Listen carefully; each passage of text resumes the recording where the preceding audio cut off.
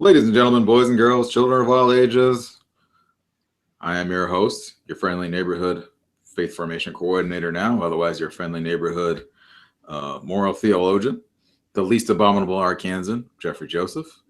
And we are starting up season 2 of A Moral Action. And I'd like to invite you to take a gander at my interviewer, or interviewee rather, here today. It is Michael Untai, theologian, professor, or not professor, but teacher of robotics as well at Walsh Jesuit over in the Cleveland area.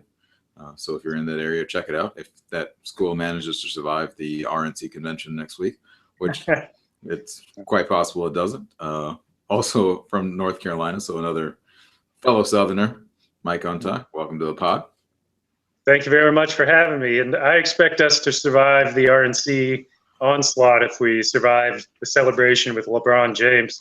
I hear that 1.3 million or so people showed up to celebrate the victory. So we'll see.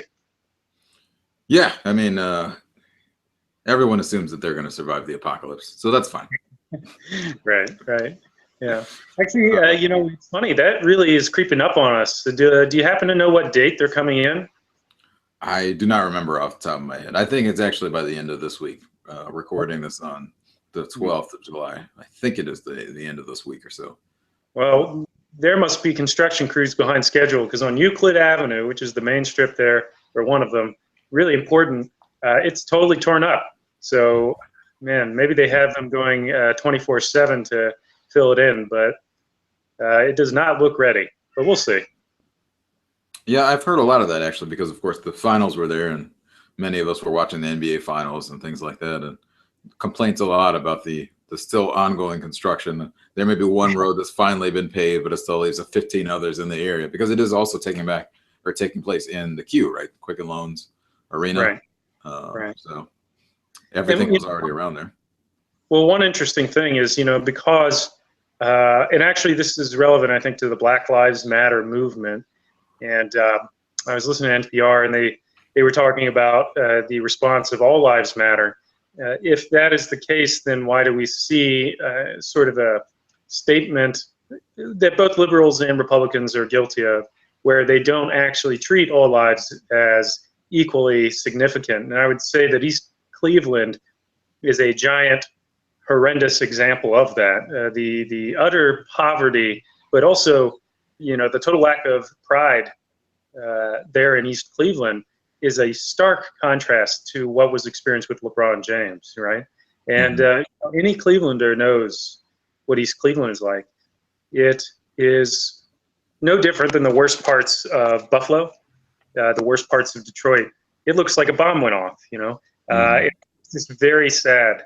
So we'll see if all lives really do matter. I guess we'll see a miracle happen, and we'll see real investment in single mothers, right? Because we're talking about being anti-abortion. That means being pro-single mothers necessarily, right? Lives matter, not just in womb, in utero, but afterwards. So, some of that rhetoric kind of is upsetting when you drive through East Cleveland and you see nobody cares. And it's terrible, because they're redoing all this stuff for the RNC, for LeBron James, but ignoring East Cleveland. Well, that brings up a couple of interesting points. One, that I think you and I might take for granted, the need to take care of single mothers. But I specifically and vividly remember that I had a priest come in to do a homily at St. Robert Bellarmine nearby. And it's a priest from another parish in the cluster there. His name, I can't remember off the top of my head. I want to say it's Father Paul, but I don't remember for sure. But anyway, he's coming from St. Pascal's. And he was telling us about how they had converted a building, one of the buildings that they had on their parish campus, into a home for single mothers. And everyone at this particular parish thought that was great. In fact, I think we literally clapped in response to that. And his response, and it was great that they responded that way. But he said, I wish more of you were at my parish, because they did not respond with that kind of joy in terms of converting something into a space for single mothers. Because they're tainted by sin or something? I mean, I don't even understand the response to that. Essentially, yes. I think in the way that he described it, yeah, he didn't put it in those terms exactly, but essentially that they were too judgmental to really think that single mothers needed to be enabled, quote unquote, as it were, by having this home designed specifically for them so that they would be able to take care of their children, and this worry that they would be bringing in men to have relations in this building, that, oh my goodness, that this is just going to perpetuate the wrong that had been done already or what have you. But Wow. we and this is talking about just in two different Catholic churches within blocks of each other, but Mhm. as broader Christians, that is an issue that we all face in terms of how are we going to help those in need if we can't even correctly identify who those are in need. Well, and Jesus speaks, I think, to this sort of point when he points out the hypocrisy of those who stare at the speck in another's eye, but don't mind the plank in their own. It's just, and it's so, that's a kind of a moral argument, but in a very practical way, it makes sense to invest in single mothers. It's much like investing in homeless. The cost of putting homeless into prison is way, way, way, way more than getting them off the street in an apartment where they might actually make adjustments to their lifestyle choices, might be able to get employed, because it's hard to get employment when you don't have a listing, right, an address. So for people who are naysayers to a program like that, their critique is not only immoral, but it's impractical for the real development of society.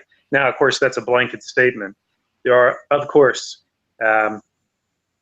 anecdotal things. I remember, so in the 90s with Newt Gingrich, there was the popularization of this terrible stereotype of a welfare queen. Are you familiar with all that? Absolutely, yes. Yeah. Okay. And it was really just a rhetorical excuse to cut welfare benefits. Now, that doesn't mean that people don't abuse welfare, that there aren't individuals who abuse it. Just like with, well, I don't know how abused WIC is, Women, Infant, and Children, which is championed by Jesuits, by the way. Mm-hmm. But food stamps can be obviously abused. The politicizing of that is just as despicable, in my opinion, using the anecdotal evidence to then further a cut to these programs that are literally life-saving. And in some cases, it's totally impractical. If you cut the nutrition of babies, you cut the intelligence of babies, or at least their future potential. And this is not something to argue about. It's clearly scientifically proven. Babies need proper nutrients, and so do their mothers. So. Yeah, and this obviously the whole the idea of, I forget the term now that you just used it. A welfare queen. Sorry, the idea of this welfare queens is very racially tinged. The implication was, of course, that these were black mothers who were having as many children as they could, so they could just garner all of the food stamps and things like that. Even though factually, the majority of people on welfare are in fact white, which is not surprising given that we live in still a predominantly white country. Riley was, I believe, at one point, right, or maybe. It was he fell on to hard times and at some point had to be on unemployment, maybe not welfare. Couldn't remember. The guy from Coach who talks about pulling himself up by his bootstraps used welfare or unemployment. I can't remember which, maybe both. These individuals who are successful are also a bit hypocritical because it's not just racially tinged, although that's definitely true. It's sexist. It's no different than the belief that women are just dating successful guys in order to trap them with babies. It's that same stereotype. It's despicable. Doesn't mean it doesn't happen, but that's anecdotal, not the definition of the norm. So Absolutely. It's unfortunate. Yeah. Yeah, and actually that brings me to the other point that I wanted to make about your discussion. You mentioned LeBron James and the effect he's had on the community in terms of the championship that he's won there, which of course had a big impact on the area that had been waiting on a championship for 50 years. And practically speaking, what does that mean for a community? Who knows? But there is a certain level of satisfaction that it awards the area, and that's good. But more than that, LeBron James, whatever issues I might have with him as an athlete, he does occasionally do things like latch on to after the Eric Garner case. After some teammates started wearing the shirts, the I Can't Breathe shirts, he got I Can't Breathe shirts for the entire team so that they would be practicing in those jerseys. but maybe even more significantly than that, he has been championing what I believe he calls the I Promise clause, which is he has been allocating funds for X number of students. And I believe at this point, it's literally hundreds of grade school students, promising to check up on them, sending emails to them that he writes himself in the mornings, and trying to follow up and guaranteeing that he will pay for their college. Now there's some issues with that in terms of he has not allocated the necessary funds to actually fund all of their college educations. And in reading an article about it on the Undefeated, which is a vertical slice from ESPN that's focused on Black issues or issues for people of color. Other issues were that even as he has allocated resources toward making sure these students have one-on-one time with tutors after school and things like that, their improvement has not been on par with how much that has been invested in them, whether it be monetarily or. Yeah, if we want to quantify, part of the problem is you start getting into an impossible calculus that's also something that harms public schools, where you say a certain dollar amount should reap a certain performance increase. And that might be dangerous, especially because we don't fully understand the kind of socioeconomic effect on children. It's not just about throwing money at tutors and all that. When you have home life or a kind of day-to-day walking home from school life, which is in total contrast with the experience with the tutor, the expectation should not be, well, this individual should perform the exact same as a student 50 miles away in a rural area that's at an elite private school with a private tutor, right? Sure. I don't know about, these particular circumstances. I do know certain things, like when LeBron donates $1 million, that money often is actually coming from like Nike, something like that. I count that as much to be from LeBron because it's him facilitating it. The danger for me would be selling McDonald's in a high school. Do we really want to expose children to that much commercialization and marketing at such a young age, and have them identify education with McDonald's or with Nike? I think that's, first of all, seems really unfair to other companies. But that's just the free market.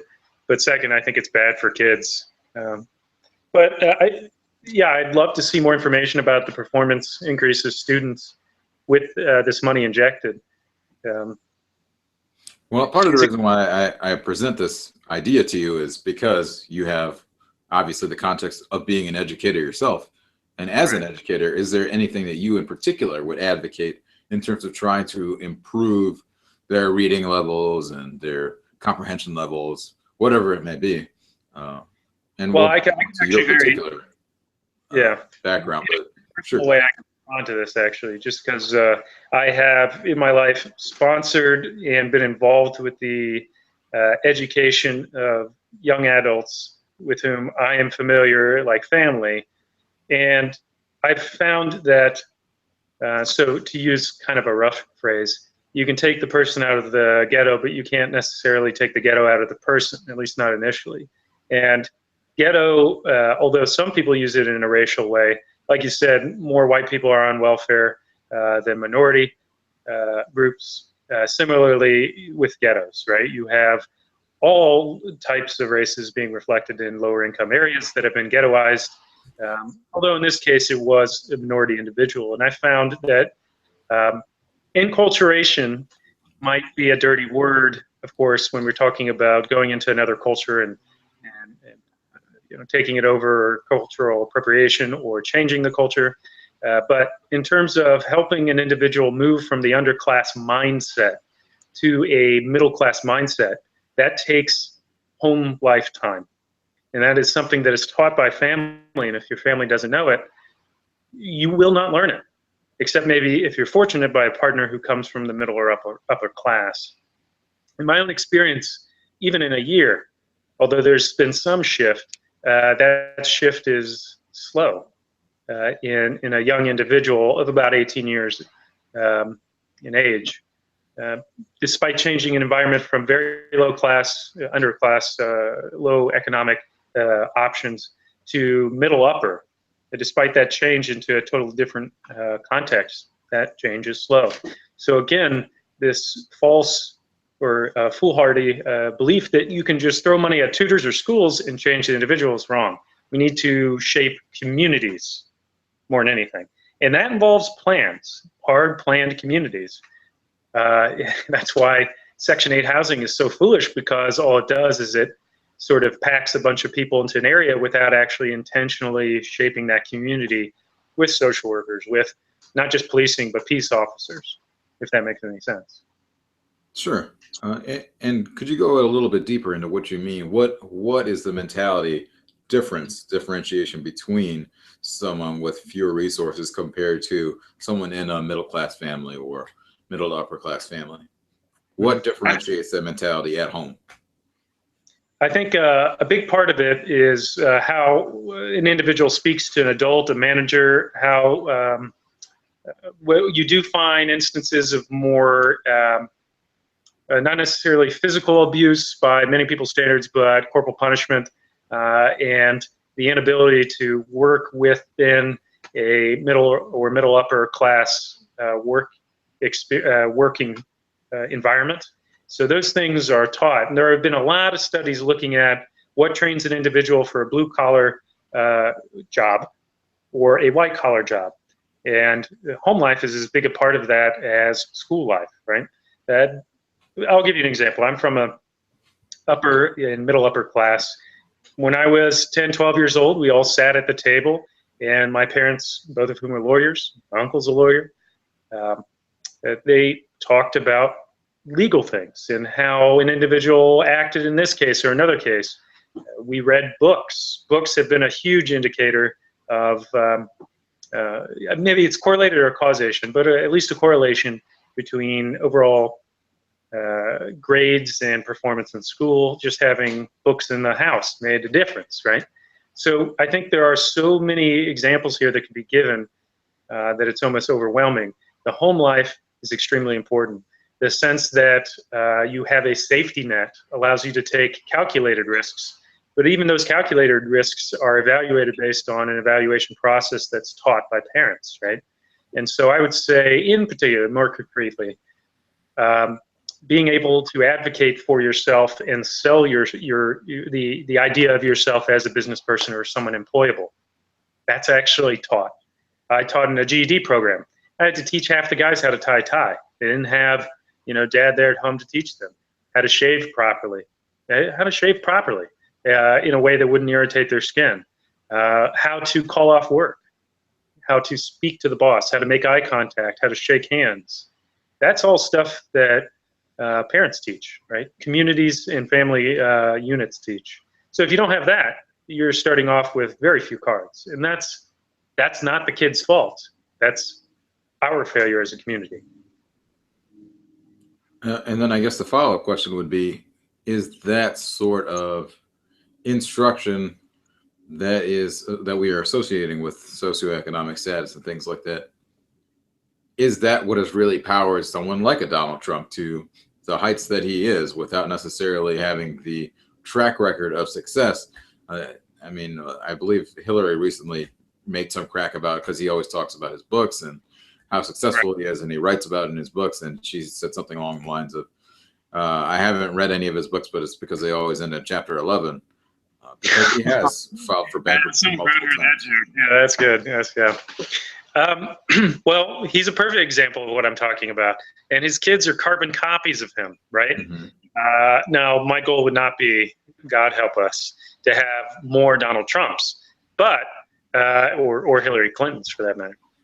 But my point is that Donald Trump is the result of a particular environment. This is not something Republicans or Democrats would at all argue with, right? We are the product of our environments. We may not be tabula rasa when we're born. We have some hard wiring, but there is as much nurture as nature in our development. And that nature is not enough to allow for anything more than survival. right? And survival is very difficult on minimum wage, but that's what minimum wage is supposed to be about, survival. And if we want individuals to do more than that, we have to nurture them in that direction. And if we can pay for tanks, if we can pay for, you know, souped up Camaros, we can pay for social workers, right? We have always had a dreadfully inadequate social worker system. And what I don't understand is the modern day military force acts as a part of a larger military industrialized complex, acts as a de facto job corps. Why it is that we can't have social workers as a de facto job corps and therapists, counselors, more apartments that are or rentable to the homeless through some kind of program. Why we don't have more of that is beyond me. Why we leave it strictly up to cities, whether or not they do it, is beyond me. I'm not saying the federal government could control it all. Certainly helping to fund it or get it off the ground would be great. Again, there are many studies looking at homelessness and the dramatic rise in cost to have a homeless person sent to prison and the damage done to the local area as a result, as compared to the maybe 10 grand that you could pay for that individual to get off the streets and the help that he or she needs, right? So, yeah, I would say it seems like, you know, with Donald Trump, I don't want to create more of them. What I want to do is create an atmosphere which creates productive individuals, right? This is a practical thing. Republicans should like this. It's practical. But Democrats should like this too, in that it allows individuals to be more capable, self-sustaining, and happier individuals. I would expect a backlash, though, along the lines of social engineering. So if Obama tried to do it, he would definitely be accused of social engineering. That would not go over well. Sure. I'll push back a little bit about something you alluded to earlier, where you said that neither Republicans or Democrats, or for all intents and purposes, either side of any part of the political spectrum, would try to argue that we are anything more than the product of our surroundings, which anything, nature and nurture. That we're not. No. I said nature and nurture. So okay. Yeah. Yeah, because I think it's pretty evident that in fact the nature versus nurture is almost one-to-one on the ends of the spectrum, of the political spectrum. It's the Republicans would argue that it is strictly nurture, I guess, and then well, no, maybe it's the other way around, that it's nature versus nurture. So I think both sides don't know what they think, right? And that they argue whatever works to their own particular advantage at the time.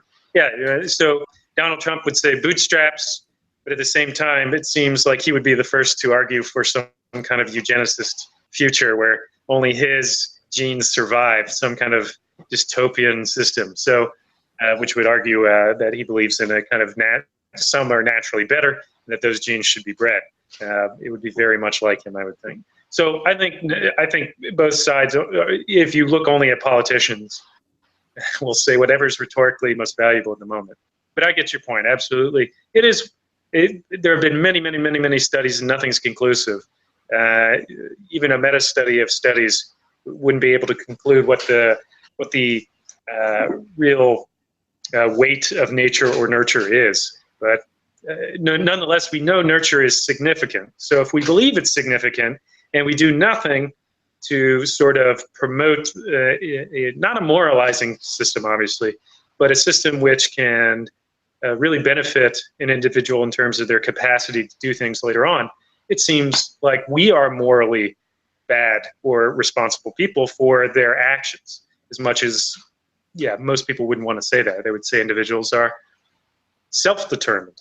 I would say we are determined by our ability to evaluate our own environment, and that itself, right, our evaluation process is determined by our environment. It's cyclical. So if our environment turns us into monsters and we act like monsters, are we really to blame? Mike Tyson said the same thing. You give an 18-year-old, $100 million and he acts like a jerk and you get mad at him. Well, yeah, of course, right? So I think we need to take more responsibility for our role in the community, which both sides say, and yet neither really successfully do. Yeah, and I think, again, using this the example of Donald Trump, because he's an important figure in American politics today. Fortunately or unfortunately, he is. And I think for him, because you talked about being able to evaluate your position in society and where or how you got there and things like that. And of course, he would argue that he got there through his bootstraps mentality of doing the hard work and things like that, while conveniently ignoring the fact that, of course, he was born rich in the first place and all of his siblings are also rich. And it's harder to go from rich to poor than it is poor to rich. Yeah, absolutely. Which, of course, is because the people who are empowered are the ones who are helping to make the rules and helping to make legislation to ensure that they don't ever stop being rich, no matter how many mistakes they might make. And somehow we have a presidential candidate who was too racist to be on NBC, but not too racist to be their candidate for president this year. Right. Well, and I'd say, I mean, Hillary does her fair share of sort of chameleon-like work as well. And so anytime you have someone who's a part of the process, you can't look at them as in any way the solution. Obama wasn't a solution. George Bush wasn't a solution. So for example, for both of these sides, Obama didn't solve nuclear arms or racism, and Bush didn't solve immigration issues, which he pledged he would do, or tax issues, or economic issues, right? In some cases, both parties felt let down by their champion.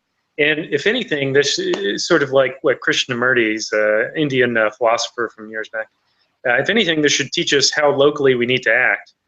Act locally, think globally. That's not just a bumper sticker mentality. It's something that should reverberate with our impressions of presidents. Presidents do a lot. They say a lot. But how much that locally affects is debatable. Now, again, I think the federal government should be involved with motivating states to help individuals, but really more people being involved in their communities is desperately needed. We've moved away from communities. People don't hang out with their neighbors. Before I came to do this, I was hanging in the backyard of my neighbor. And an hour before that, I was at Micro Center with his son, helping him buy parts for a computer. And before that, I was at the high school I work at, helping another student, totally different student. Well, actually, my neighbor's kid isn't a student of mine, but I was at my high school helping the kid build a computer because they asked, right? What people have forgotten is voting isn't enough, although a lot of people don't vote. Be communally oriented. That's the problem with East Cleveland. Why are my neighbors not going to East Cleveland and doing anything? Why does it stay the same? It's as much a very local issue as it is a city level and federal level issue. Right? Sure. And the RNC is not going to do anything about East Cleveland. They're not probably going to even acknowledge it. Oh yeah, I can't imagine that they would. And why would they? Because this is sort of like the big, I mean, not to put too much of a double entendre here, but it is a party, essentially for their political party. So why focus on any of the negatives, especially with potential uprisings within the party for whatever reason? And everyone will say that Donald Trump, of course, identified as a Democrat up through the 90s and things like that when he knew the Clintons. But then also Hillary Clinton in her undergraduate was a young Republican. So that goes both ways. Right. I suppose, I mean, my individuals I know were Republicans until Reagan, right? So, Reagan defines a definite shift in allegiances. Of course, there were some shifts 40 years prior to that. 30, 40 years prior, maybe 50 years prior too. But the fact that she had values like that in a time when you would be potentially the least conservative, right? I mean, in her university days, you would think she would be least conservative. And I'm not sure the reason for her shift. Has she ever said why? Not that I've read. I'm not sure. I would like it to see how she understands that change. But Bill Clinton, he wasn't particularly liberal by any means. I suppose don't ask, don't tell is for the time. Yeah, but in reality, of course, it's not. I mean, this is what happens when you have, Hillary's almost, what is she, almost 70? I believe that's about right, yeah.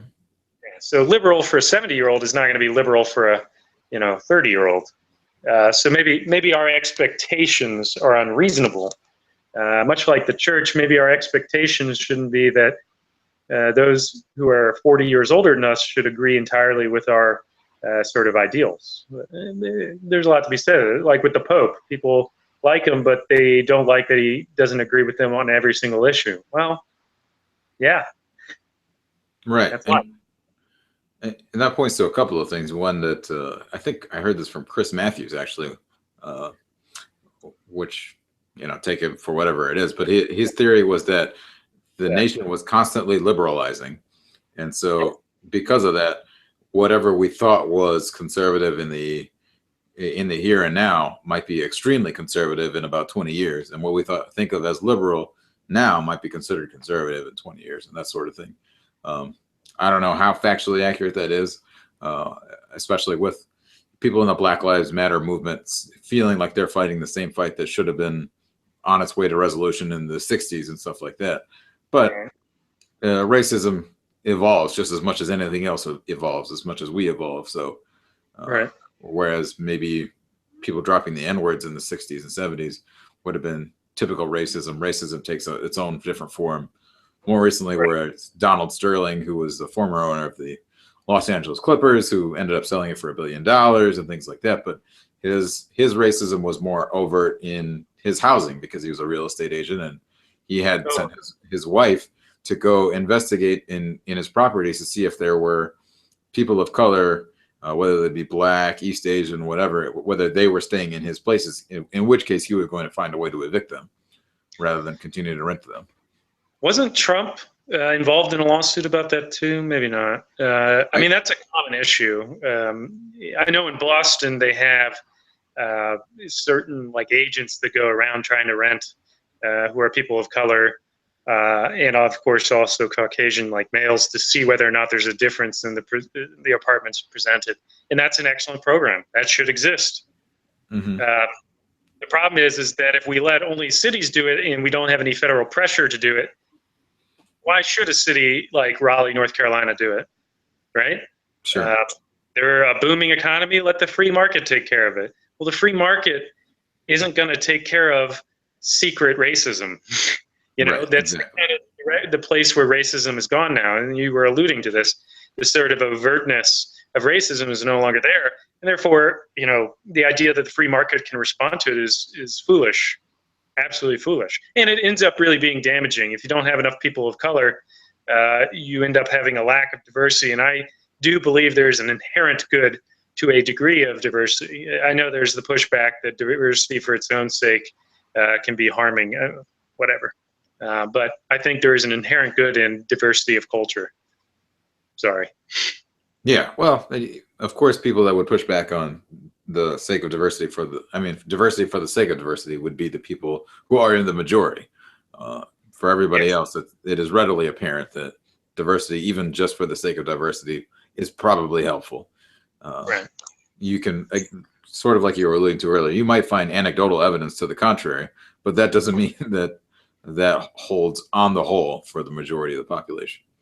Right. And I think the media does, I don't know if you'd call it a terrible or a good job, both, I suppose, hooking onto those anecdotal pieces because they're the most provoking and, sort of allows for individuals to believe what they want and schematize reality in such a way that they only hear something that confirms their bias. I think there's some laughable examples of this. Conservapedia, I really suggest people look at Conservapedia. It's not just the conservative Wikipedia, because I have no issues with conservative or liberals. It is so extremely conservative that it makes itself, so they're evangelical Catholics, I think, actually, but creationism, things like that. I think that one of their issues is that they believe that science is anecdotal, when in reality they only pick those things that are anecdotally confirming their own bias. And that's one of the most dangerous things that we do. Now, if we say, well, we should teach students, right, to be critical of those things, and it undermines groups like Conservapedia, then that education is deemed to be what? Biased. Liberal. Yeah, of course. Biased, right? Biased in itself, and that's where we've gotten this argument that science is biased. Well, anecdotally, you will find scientists fudging the numbers and things like that, especially in order to get published, and that's the issue with the publisher-perish cycle, and that does need to be addressed. That is a problem. But the idea that there is a worldwide conspiracy against conservatives, I think, is first of all forgetting there are many conservative scientists, right? But secondly, that you can be conservative and believe things that are not in line with the conservative party and still be conservative, right? It doesn't need to be all or nothing. So education is the secret, but if it's deemed liberal, there's a danger that we threaten education itself. Well, right. And that also just points to, not that I'm trying to be critical of one side over the other, but traditionally we think of conservative thought being that we need to preserve, which is a natural instinct that all of us have. It is easier to... Yeah, I believe in conserving. Conserving is good. Right, exactly. But what that also plays into is this idea that in order to conserve, we're generally afraid that someone is trying to destroy what you are trying to conserve, which lends itself to conspiracy ideas like that. Well, it's more likely that there is a conspiracy among scientist consortium against us, rather than to believe that there is factual data that actually works against our innate belief, whatever that innate belief might be. Right. Which is counter to science itself. Right. Basically. Well, it also is incredibly arrogant to think that there's that much focus on their own population, as though they are center. And it speaks to another arrogance that somehow a particular group owns the culture of a particular place. That's, of course, never been the case, ever. Caucasian males, black women, doesn't matter what you are, there's no culture that it has the right to be in a particular place.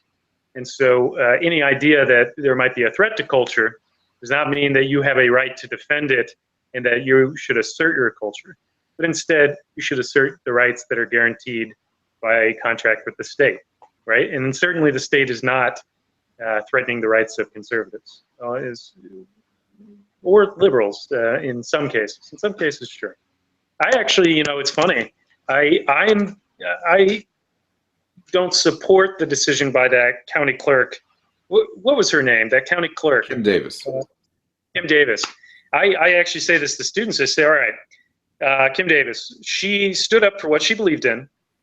She risked her own job. She was willing to take the punishment for it and stood up for what she believed and was nonviolent. I disagree with one of her principles, but I fully endorse the way she went about supporting it, because I find that to be excellent. Why individuals can't stop and say that, I don't know. Right? Why can't we stop and appreciate the way Kim Davis went about her belief system? I think she did great. I would argue probably because she, intentionally or otherwise, and it's not clear if she did do it intentionally, she became part of a propaganda machine suggesting that she was a martyr and things like that, that she was willing to serve the consequences, but not really in terms of, practically speaking, she broke the law, but intended to do absolutely no time, which of course your natural instinct is not to do time. But more than that, because like this meeting with and fight for herself. I mean, yeah, exactly. Being willing to suffer a penalty doesn't mean allowing someone to stab you in the face. I mean, you still there's a degree of self-defense, which is non-violent, which is perfectly appropriate. I would say Black Lives Matter. Black Lives Matters is painted with a broad brush, but certainly there are individuals no different than Kim Davis who are acting nonviolently. Some act violently, some don't. Who are acting nonviolently, who also will get lawyers, who will also violate the law, right? Those individuals are doing right by what they're doing, even if I might disagree with their principles, whether I do or not, I'm not saying. But my point is that Kim Davis, I think she went about it the right way, even though I totally disagree with her issue. Right. And my point was not that necessarily people actually take issue with her trying to fight back in terms of not doing time. My point was rather that I think she became a vehicle for a propaganda, like when she met with the Pope, and then that whatever that encounter was, that was transformed into I believe it was her publicist or a publicist or a publicist around her trying to suggest that that was tacit approval by the Pope of her actions. Even Whereas, though he had no idea who she was and she got snuck in there, sneaked. exactly, yeah, exactly. So I think that level of making her, again, intentionally or otherwise, because it doesn't seem like she necessarily had any hand in it, but that use of her as a vehicle for this intentional propaganda, I think that is probably why she isn't given a credit or given enough respect for at least trying to fulfill her beliefs, whatever her beliefs may be, as erroneously formed as they may be or may not be. I'll make an analogy that's inappropriate. I mean, you could say I'm saying from this rhetorical way, Dr. King and what he proposed. And I talked to the students about this in context of them with their stupid little issues in life, like they don't want to wear dress code. All right. So obviously, we're talking about much grander things. But it's in order to instruct them about how you must be willing in nonviolent protest to accept a degree of responsibility for breaking a rule, but still advocating for yourself. But if you get wrapped up into machine of a larger issue, Dr. King got wrapped up into. Well, you could put it either way. Dr. King was really about nonviolence. He was really anti-war, but he thought as a natural expression of that, equal rights of African Americans was absolutely necessary, right? Now, he's remembered for being an African American kind of martyr, black martyr, but really he stood for nonviolence. One could argue he got wrapped up into a bigger issue or this issue of race, but that in no way takes away from his work in race relations, right? So I don't know. I don't think Kim Davis is to blame for Fox News wrapping her in this nonsense or that Pope issue, which was very annoying. I knew some allies who are friends of mine who were personally very hurt that the Pope had met with her, but then when they realized he didn't want to, they felt much better. But no, I think Kim Davis should be an example of us crossing that boundary of conservative liberal and saying, you know what, if conservatives do that, doesn't matter if they're elected official, I'm glad they stood up that way.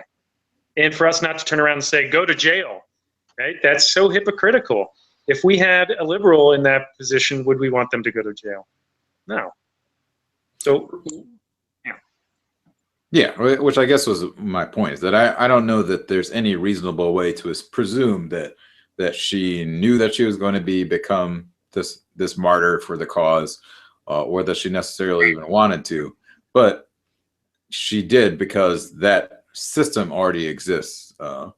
And I've talked about this before. I don't remember if you and I talked about this before, but the difference between advocacy journalism versus what we presume to be unbiased journalism. And it's one thing to be which is not right. Advocacy journalism ahead, is sorry. very intentionally unbiased, right? I mean, it is biased, sorry, rather than unbiased. If unbiased media exists now, it's hard to find as far as politics because there's always some level of bias. Yeah. But then what is the difference between advocacy journalism and Fox News, for example, which I would argue that one of them can at least be legitimate journalism.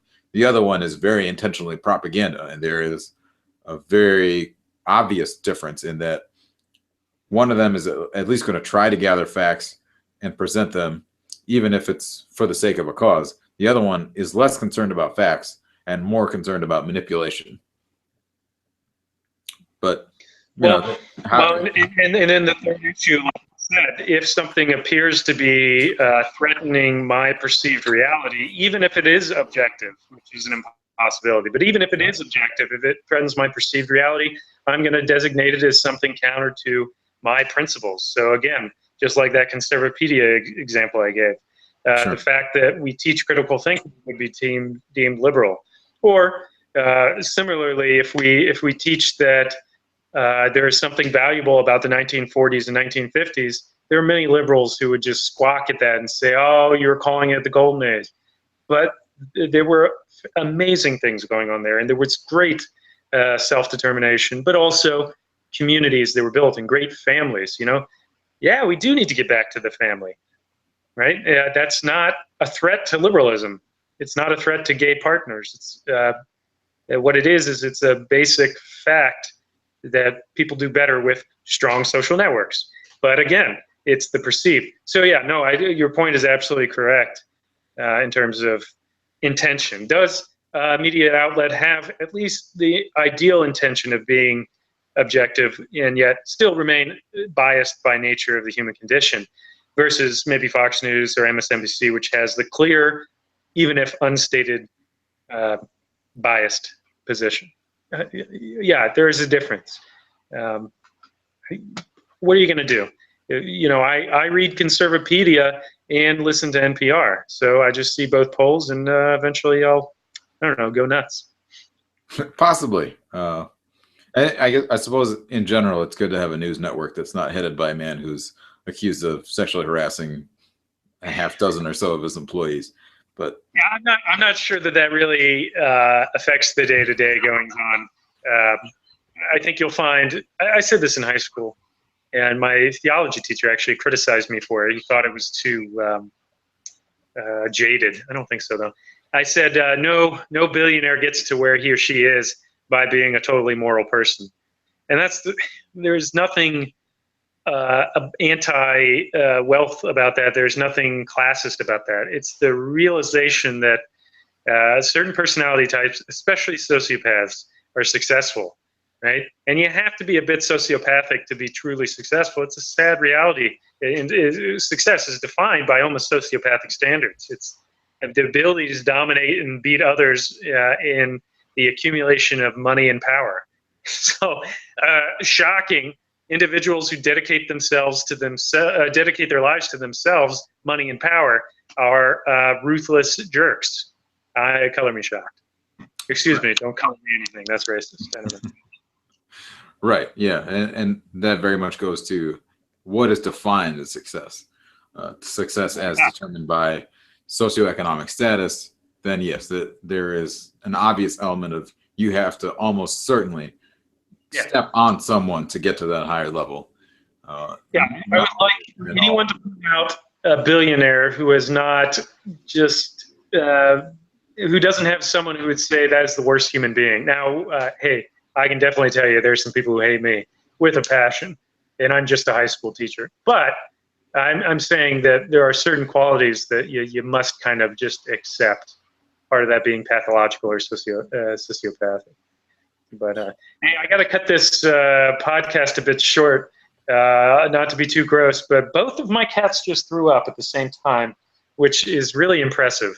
Maybe it's the mere mention of Trump's name. I bet that's what it is. That's got to be it. Well, that's perfectly fine. Skip that cat throw up section and skip right to now. Okay, there you go. Now I'm going to keep that all in. All right. Thank you, Michael, for joining us, and thank you all for listening and or watching. And remember, as always, every action is a moral action. Take care, and we'll see you next time. Bye-bye.